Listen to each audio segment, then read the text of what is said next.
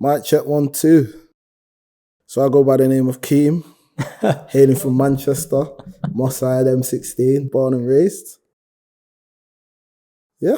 I like that. Keem. Let's go. Check. We ain't alike, they like to hate lots.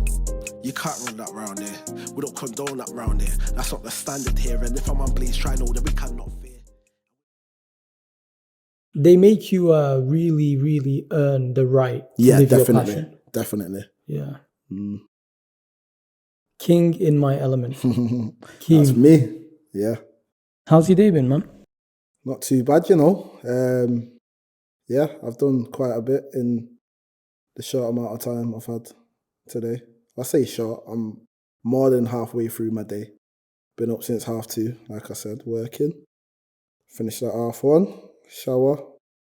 Didn't even get time to chill. Straight come to link you on the estate. Straight And then we come straight on the estate and then straight into the studio where we are today. Yeah.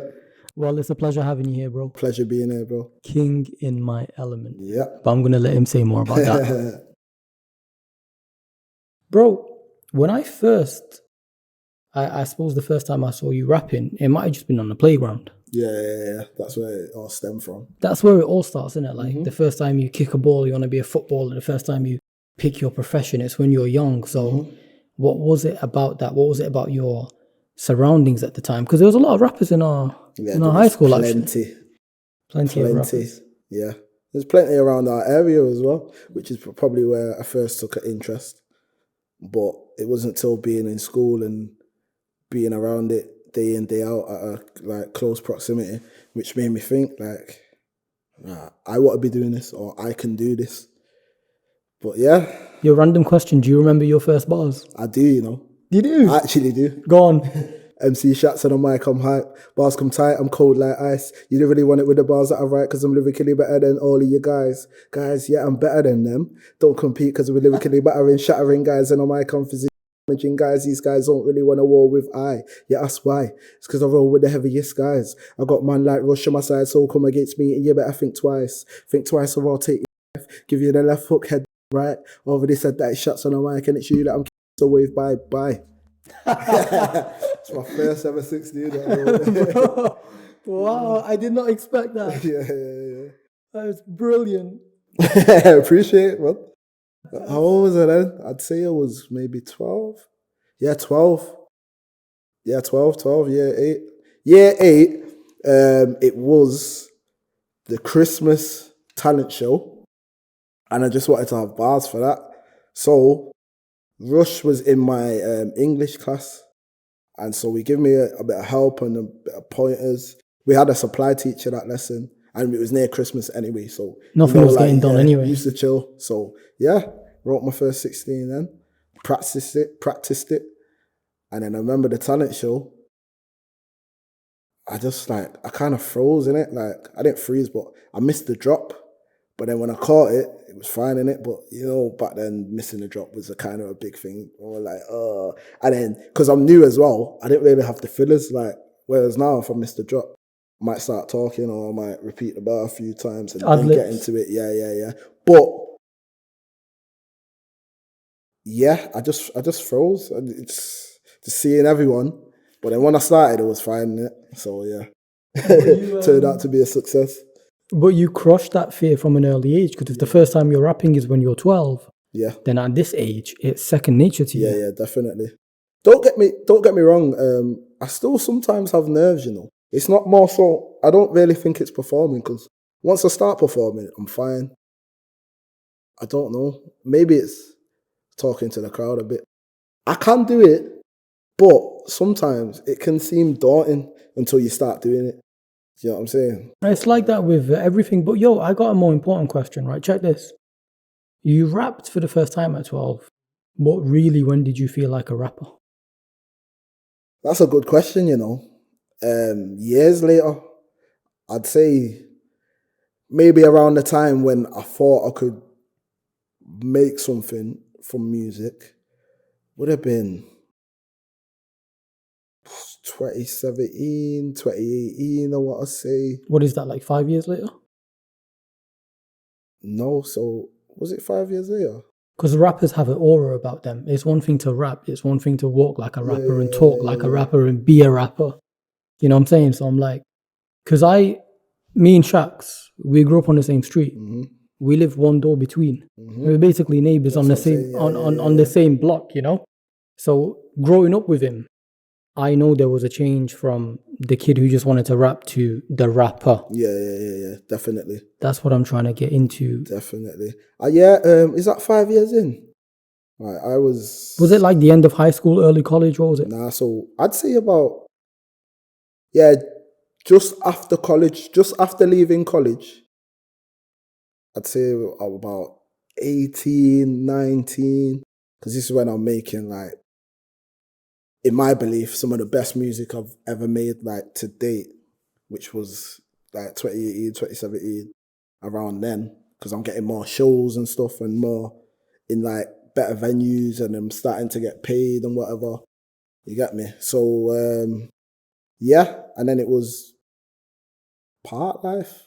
No, I'd say, in and around that time anyway. I can't put an exact date on it, but around that time, I just felt like, this is me. Like, we can do something. And it wasn't just me, it's the fact that people around me were doing things as well, which made it even more possible. Yeah, if you want to get good at something, you do it with a team, with people around definitely. You. You know what I'm saying? So you had friends that were rappers, area full of rappers, and a lot of them have continued. Actually, that's the thing. Like Caveman. I had Caveman on here last year. Caveman also went to our high school. He's doing sick in the as a whole anyway, but he's doing the battle rap thing, which I commend him for because it's not easy. It's not easy doing battle rap. How often do you battle rap? I know you've got the Brum versus Manchester thing. Yeah. So we had that. That's this year. I've clashed P1 as promotion to our tape that we did together a few years back. I clashed Rush at the youth club back in the day. I think I was still in high school then. No, it would have been college, first year of college. So 16, 17. Yo, do I remember Rush? Describe him. You can't forget him. If I show you something after it, and then I'd know. Yeah, I get you.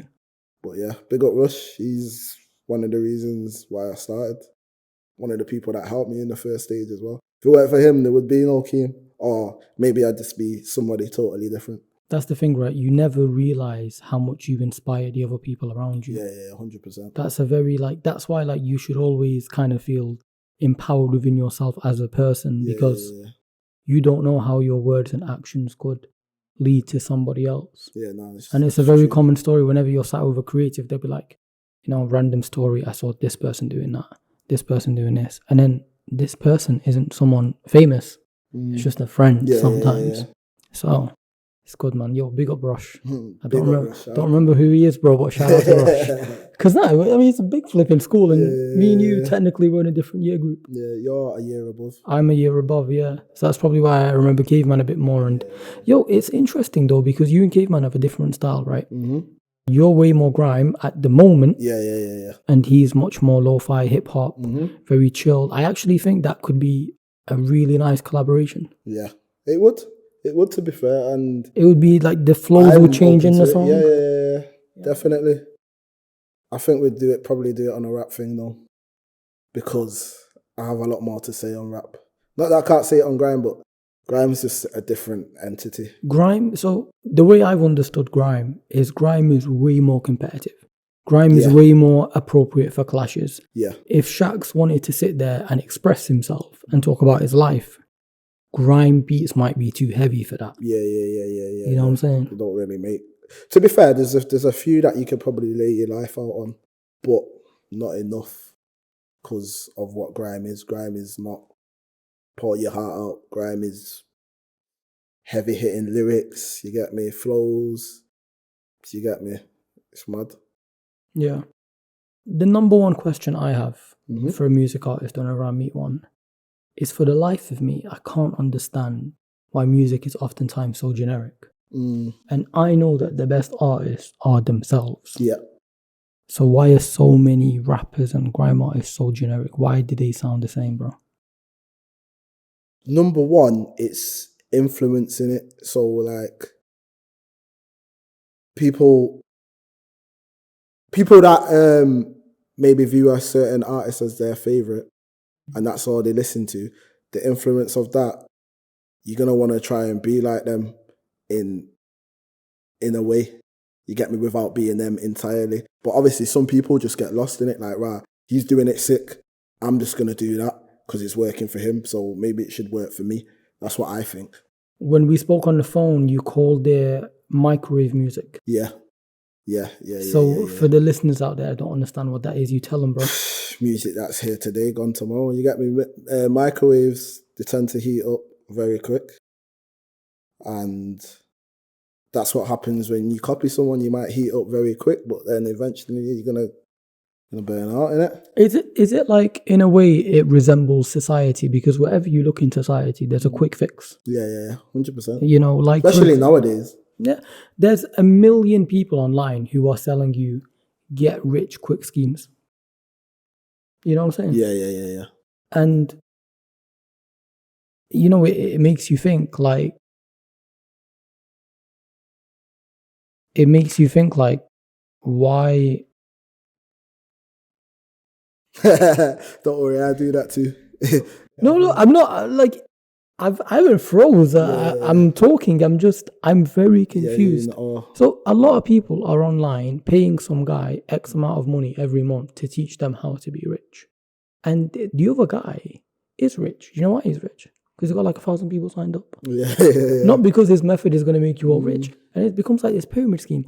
And in music, sometimes it's like that, where to be a proper artist, to be a proper rapper, you need to look like this, you need to sound like this, you need to dress like this, you need to act like this. And from my experience, bro, whether it be in the UK or in America, the best rappers are themselves. Yeah. They don't copy flows, they don't copy lyrics, they rap about their lives, not other people's lives. And yet you constantly have people on this quick fix. And I just, as a creative, I don't understand it. Yeah. I don't understand it myself, innit? Because the era where I'm from, you're supposed to be yourself. You're not supposed to imitate anybody. You know what I'm saying? You're supposed to be authentic and live your truth. You get me? But a lot of that's gone nowadays, which is sad. It's sad. Well, you say that as if you're old, but you're not. So I feel old. I'm relatively young, but I feel old. I felt old for years though. But no. I get that. But before we get philosophical, let's look at the timeline. Thank you for watching that clip. If you enjoyed it, here's the full podcast right here on my right. Maybe your left. I'm not sure how YouTube works. Or here is another clip right here. Take care, everybody. See you on the next one.